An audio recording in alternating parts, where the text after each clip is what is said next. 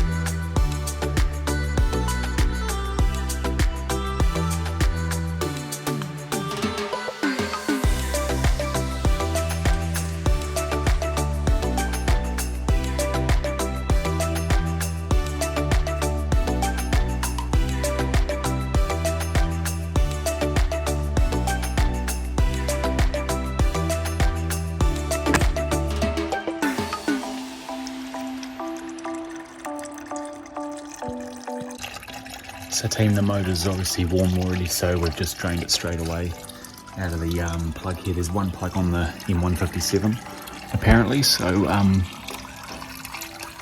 easy as that. Now interesting, look, it's an AMG oil pan, but it's got a 273 part number, which is the 5.5 litre V8 from, you would have seen my E550 had that motor, the naturally aspirated 5.5. 387 horse, very nice motor, but yeah, M157 has the oil pan from it, which is quite bizarre. So we're just going to leave this to drain for a little while, and then we're going to reinstall a new plug and a new sump washer, and then we'll jump into getting on top and doing the top pieces. We're doing air filters, coil, etc. So let's keep going.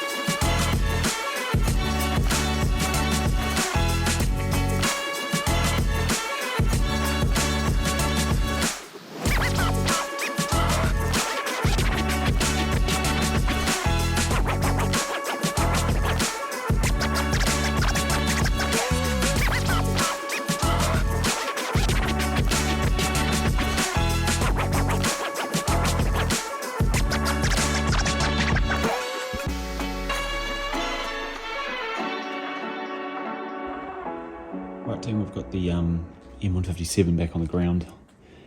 So we're doing our oil filter now, which is located just here on the top of the engine on bank 2 here. So team, the oil filter housing is a 27. There we go.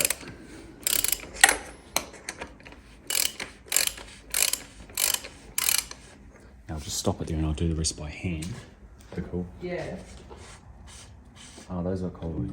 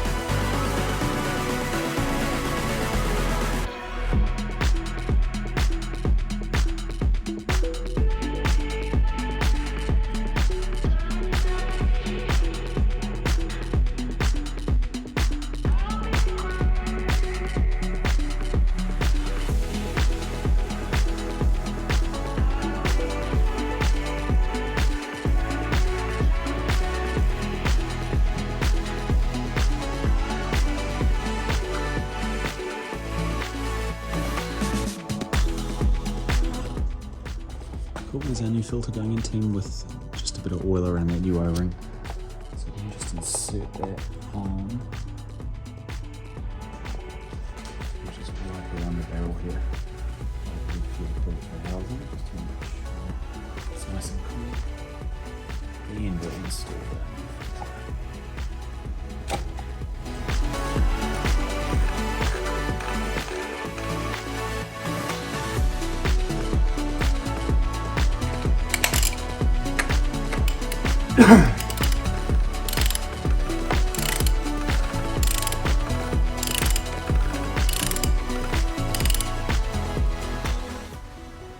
Look at the old filter, it's pretty, it's not bad. It's not fully deformed or anything, but usually I just like to have a look in the little gaps here, just to see if there's any metal residues, metal flakes or particles. But I can tell you this one is very clean, exactly how you want it. There is nothing untoward in this filter, so that's good. Obviously you're going to find the odd little scrap of metal, but to be honest I can't find any in this one.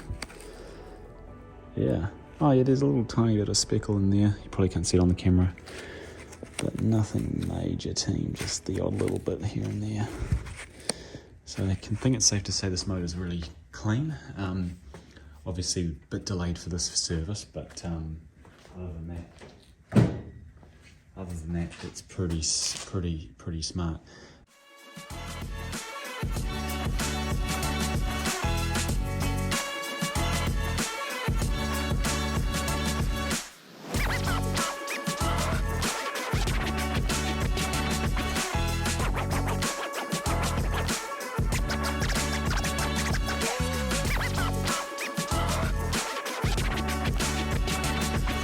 So team, we've done the oil change. We've put our fresh oil in. So she's ready to go now.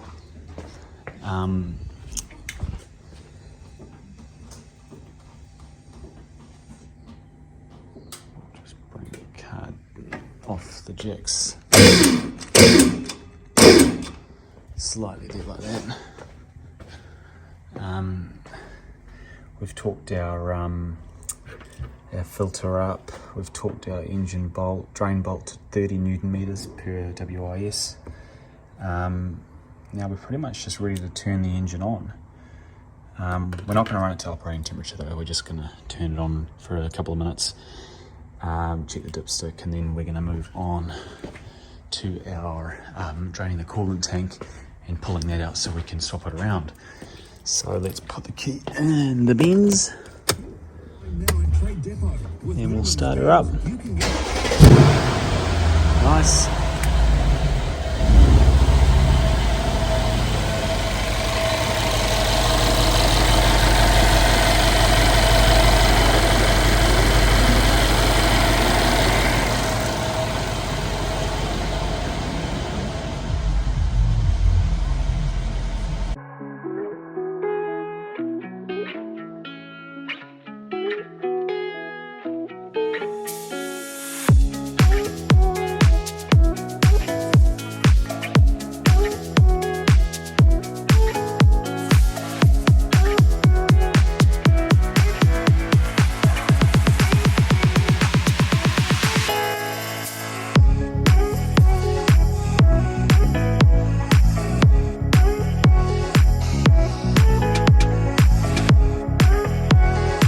These tanks are simple to get out.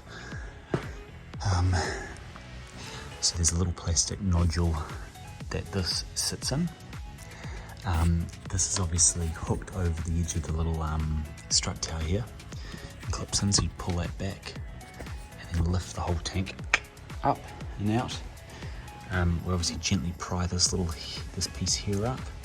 We can pull out our coolant hose, expansion hose here, just very gently. Very, very gently, because you don't want to break this hose itself. So when you're prying on this hose, you want to do it from this sort of point of view, like click, click, click. You don't want to be putting anything in here and twisting it around, because if you put any extra pressure on the wrong part, you'll crumble the hose itself. Remove our coolant tank level there. So we've got that there removed. Got our new sensor built into the new tank, so that's good. So I checked that, I wasn't sure if it was separate like the 211 for example. And then finally, a bit of WD-40 on the bottom hose here. Some pliers to pull that clamp off, and now we can literally pry that bottom piece out and pull the hose from under the tank out. And then we'll have the tank out, and that's all but 20 minutes of work, if that. I've obviously done a few of these now, so I'm used to it, but they're not a hard thing to replace, and they can save you a tow truck drive if they crack on the road. This one's not too bad, but it definitely should be done, getting onto that 10 years old now. So cool, let's continue this.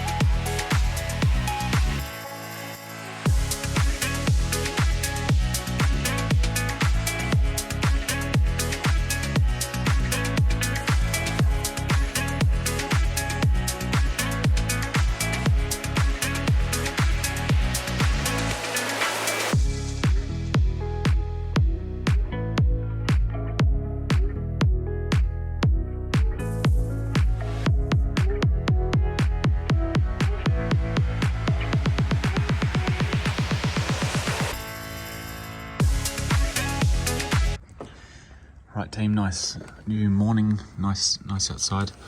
We'll get straight into it. So the new tank's installed, perfect, looks good.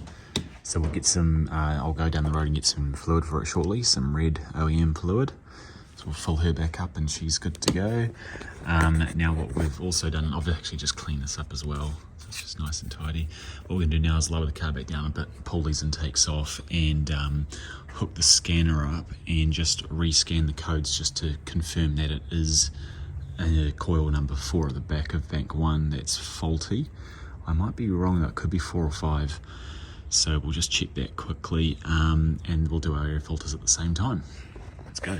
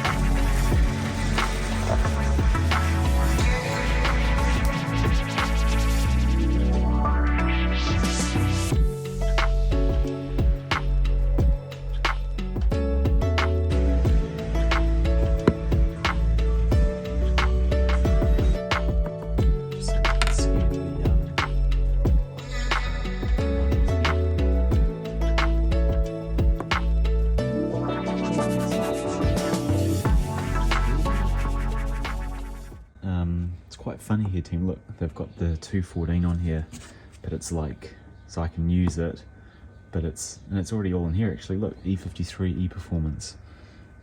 Is there an E63 in here? There's not. That's scary. Where's the E63s, or is there no more E63? That wouldn't be good. So if we go to 212 anyway, we go over to here, E63 S sedan next, Zentry diagnosis. This will now hook up to the car. And what's cool, team, is I haven't actually checked, but we need to connect to the wirelessly to the SD tool, which is cool. I thought you had to plug them in, and you can plug it in with this Cat 6 cable, but I can also wirelessly do it. And because I've skipped that part of the process before doing this, it's failed. So just bear with me while I get back on track. So I'll connect here wirelessly to the little multiplexer, and then we can just reconnect. There we go. Cool. So secured, no internet. That's cool. Close that. Just try again. Should work now. So on cars that are, from what I've worked with the scanner tool, the cars that are newer, that are like 2010-ish, 2011 plus, have this newer diagnosis system, which is I think just called Zentry Diagnosis. Whereas the older cars, like the 210, the 211, they use DAS, DAS instead, and which is a lot more old school and conventional. It still works well, but this is a lot nicer system. So if I click here, I can basically straight away run a quick test, and we can jump straight into this car. Now we're just going to do one quick test. We're not doing anything too in detail in here. So we'll start scanning the modules on this car. Our voltage is a little bit low, which I'm not happy with, but it's all right. Just a quick one. So wait for the test to be determined, then we'll just turn the car off again and work with what we've got on the report here.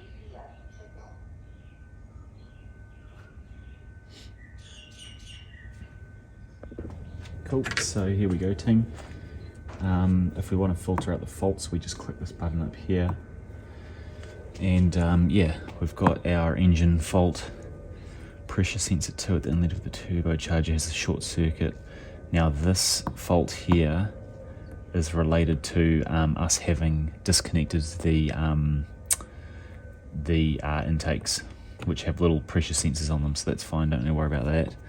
Otherwise, there's actually no code for the fault we had with the misfire the other day. So if we go into our PDF tool here and we go back and reread our original scan, which I kept a copy of, just because in this case here now we don't know what's wrong.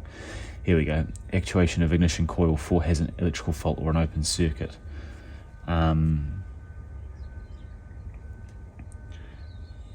Yeah, last occurrence 132,000 Ks. So yep, it is correct. We're replacing ignition coil 4.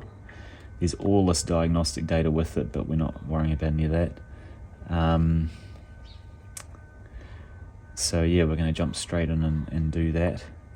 We've also got like a leaky Airmatic problem here. Let's see if it's come back up again. System compressed air distribution is leaky. So we're just going to read into this a little bit more, because this is a current issue that the client's having with the car. So we'll jump into that shortly, but for now let's do the air filters and the coil.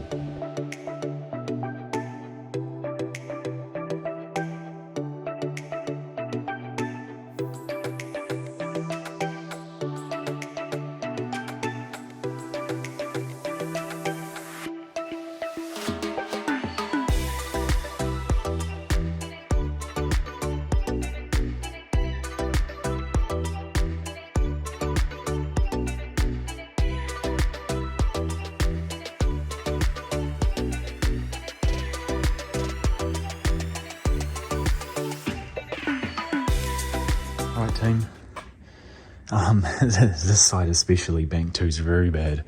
Bank 2, yeah, bank 2, that's bank 1, so yeah, bank 2, filthy. Full of like sand, like literally sand. So, you know, this is why you want to make sure you've got clean air filters and just filters in general, because, you know, that would absolutely scratch the hell out of the cylinder walls. So we'll get rid of all that out there. We'll brush it down a little bit more. But, you know, team, like, these filters, these are the OEM, same as the brand new ones from Mercedes, just not stickered Mercedes. But look at this. Look at that. Look at that. Night and day difference. So there are cheap preventative maintenance, as you'll all know already. But if you don't know, then yes, cheap preventative maintenance, you know, $100 worth of filters right there. This is just horrendous. I'm surprised this probably wasn't replaced last time at the dealer, because it was a dealer service car. But I guess it just wasn't due on the book. Oh yeah, it is genuine. There you go. What's the year of this one? 16. I'm going to assume 16/12/02 means 2016. So this car's a what model was this? The 2015 vehicle. So these have been replaced at some point, but not in a long while. And they are definitely well past their use by date. They're quite dirty, but they've done their job. So we'll keep those there for the customer team. So we'll give those back to him so he knows we've done them. We'll clean this out quickly with the brush. Just be careful not to use too many chemical cleaner stuff in here. I sprayed a little bit of this in there before, but it's silicone based, so I only had a little tiny bit in there, but you just don't want much of that stuff upstream of the sensors. I don't believe this has mass airflow sensors on it, this car. I think it's just pressure sensors like the 113K. But yeah, obviously you just want to avoid chemicals because they can damage your MAF sensors and things like that. So yeah, we'll clean this up, put that back together. We'll get this number 4 coil out, which conveniently is located right in the tightest part on the whole engine. So should still be fine, but we'll get into that in a sec.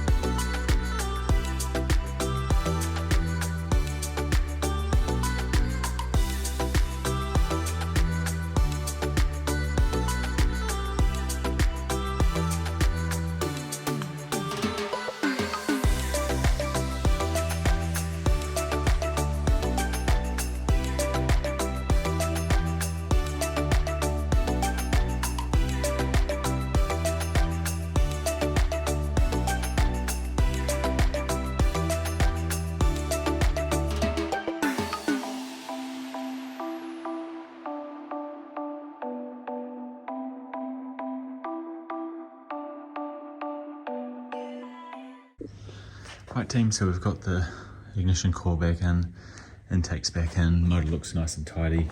Just a very quick clean of those intake valves there, charge pipe, sorry. So we've got our nice brand new intake scoops from Mercedes. There's the part number there, 51 and 21 I think is the part codes. So these can just be reinstalled back into place here.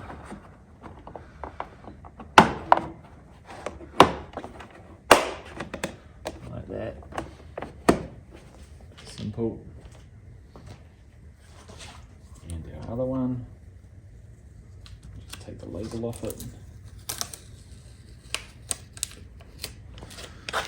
Part number 2082. Cool.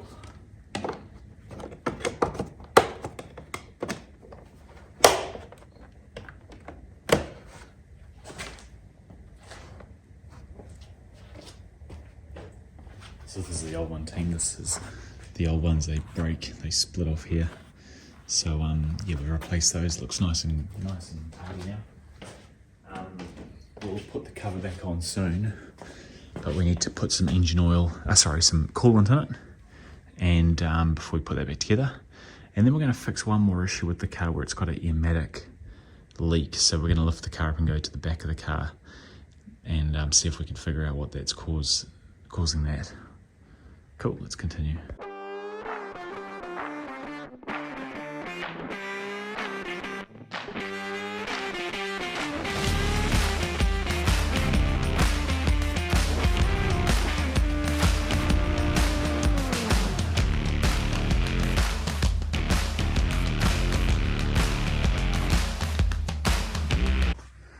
Right folks, this looks so much nicer now. Not even detailed, but just, you know, just a quick clean of the engine bay. Got our fresh coolant in there, looking good. Just wipe this with a microfiber.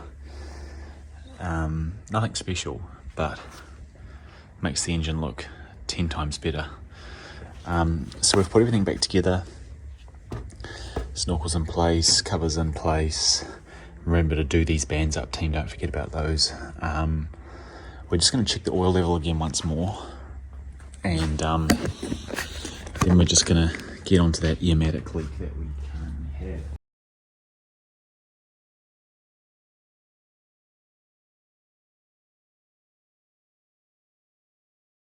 We're just a teeny bit low, so we'll just top it up.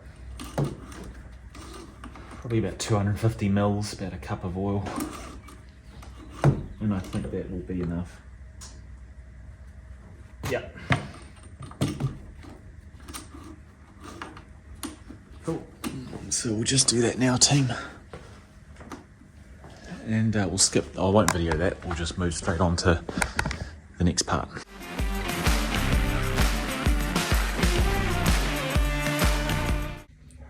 So team, we're just looking under the car now. We've just gone through and checked the tyres and suspension, and this is why you check things. Like, look at this tyre, it's cracked pretty much the whole way around.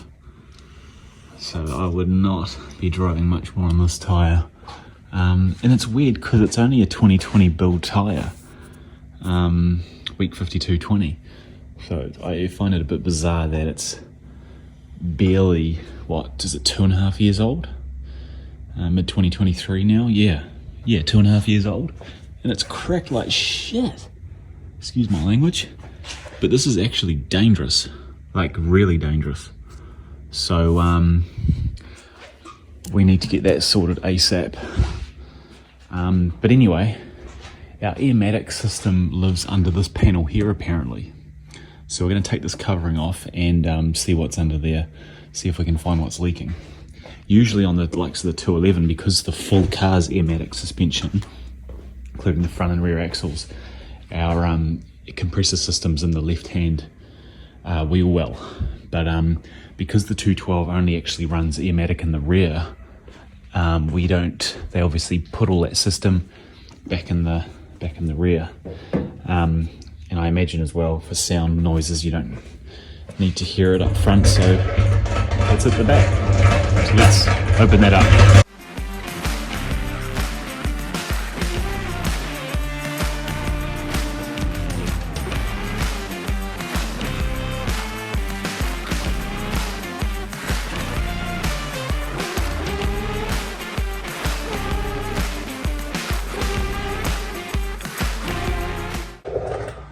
We've got the bottom exposed here, and I'm just checking. There's an online guide where this exact fault is sort of documented, and it asks to check for obviously air leaks, and seems to point to the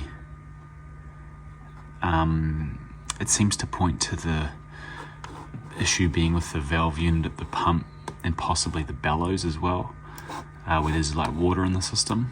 So I think I'll just depressurize the system anyway, and we will see if we can get any other things to pop up. But I'll just diagnose it a little bit more in detail first before we continue. So I'll come back to you once we've done that. Right, folks, we've gone for just a short drive.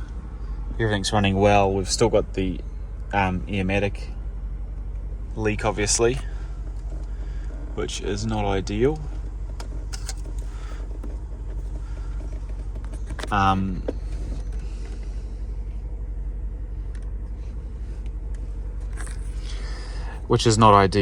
But we'll just connect back to the multiplexer.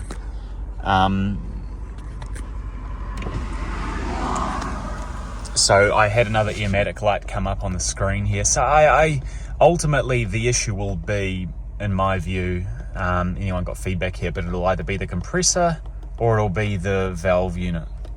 Simple as that. It's either the compressor or the valve unit. In my 212 E55,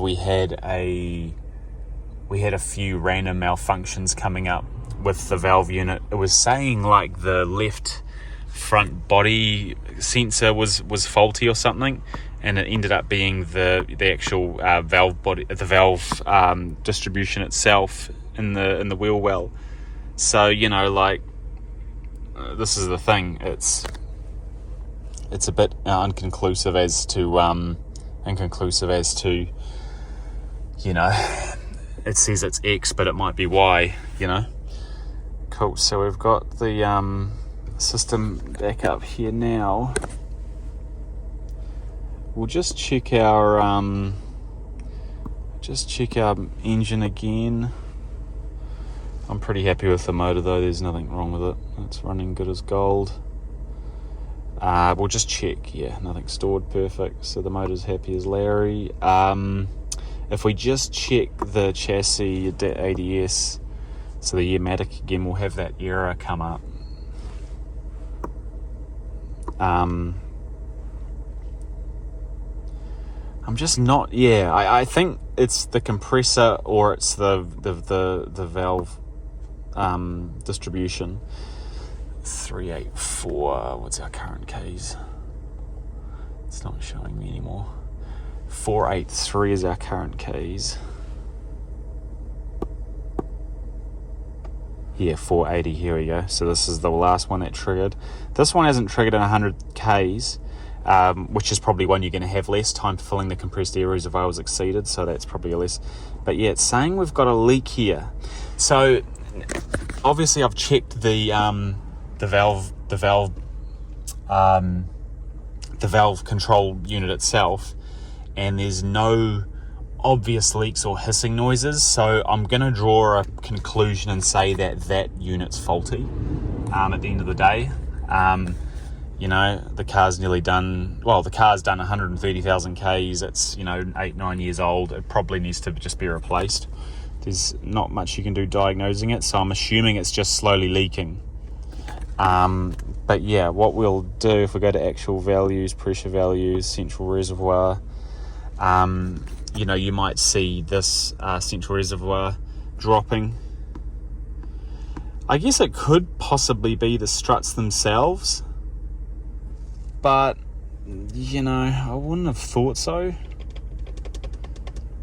It would have to be either the left or the right. Obviously, it would be very unlikely both would do it at the same time. So unless the suspension itself is leaking air, but I think you'd find that would be a different code, and the system would be smart enough to know that it's coming from a specific strut. So yeah, I'm just thinking it's that pump system or the valve unit. So I'll just price those up, and we'll leave it at that for now, because I don't think there's a lot we can do.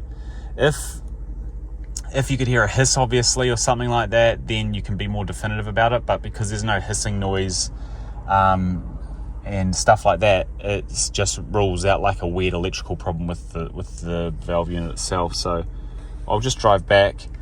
Enjoy the V8. Won't rip it too much. But you know, we'll drive it back gently and I'll just monitor the central reservoir pressure, and we'll get going. So I'll put the phone away and drive back home. So team, the E63 is all done. We're going to get that Airmatic system sorted out. But for now, she's good to go, and we'll sort the rest out later. Yeah, fresh service, good to go. Awesome. Hope you enjoyed the video, guys, and like and subscribe for more.